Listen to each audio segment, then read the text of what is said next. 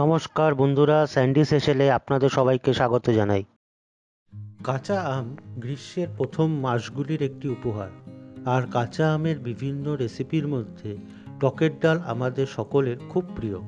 এই ডাল তৈরি করতে অনেকেই মুগ ডাল বা মটর ডাল ব্যবহার করেন, কিন্তু আমি আজ মসুরির ডাল ব্যবহার করে কাঁচা আমের টক ডাল তৈরি করব। কাঁচা আম দিয়ে টক ডাল তৈরি করার জন্য লাগবে কাঁচা আম একটা,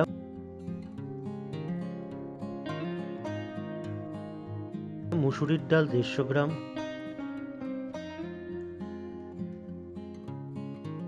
ফোড়নের জন্য গোটা শুকনো লঙ্কা 2 থেকে 3টে,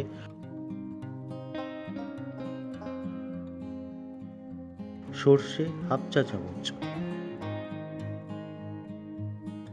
হলুদ গুঁড়ো হাফ চা চামচ,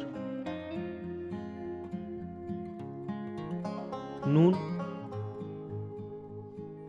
ও চিনি স্বাদ মতো, সর্ষের তেল হাফ চা চামচ, মুসুর ডাল জল পাল্টে পাল্টে বেশ কয়েকবার ধুয়ে নেব।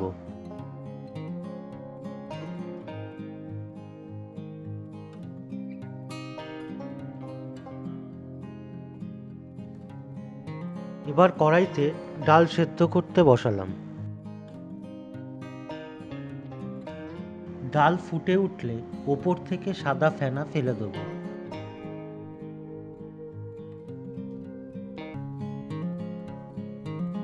কেটে রাখা আমগুলি আমি বেশ কিছুক্ষণ ঠান্ডা জলে ভিজিয়ে রেখেছি, যাতে আমের কষ বেরিয়ে যায়।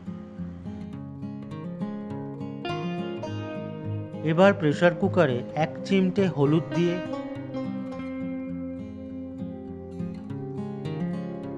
আম সেদ্ধ করে নিলাম।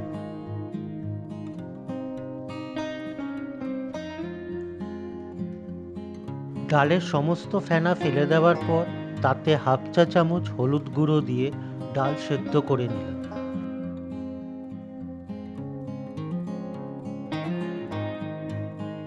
যদি রেসিপিটি ভালো লাগে তাহলে লাইক শেয়ার করতে ভুলবেন না, আর সহজ পদ্ধতিতে নিত্য নতুন রান্নার আপডেট পাওয়ার জন্য চ্যানেলটিকে সাবস্ক্রাইব করার অনুরোধ রইল।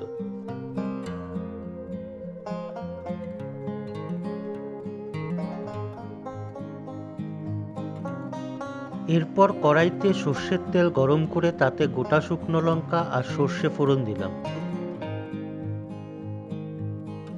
5 থেকে 7 সেকেন্ড ফোড়ন ভেজে নেওয়ার পর তাতে সেদ্ধ করে রাখা আম দিয়ে দিলাম।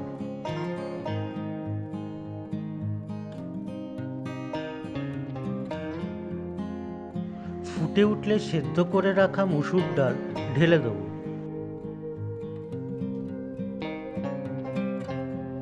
এরপর এতে স্বাদ মতো নুন ও চিনি দিয়ে ডাল খুব ভালো করে ফুটতে দেব।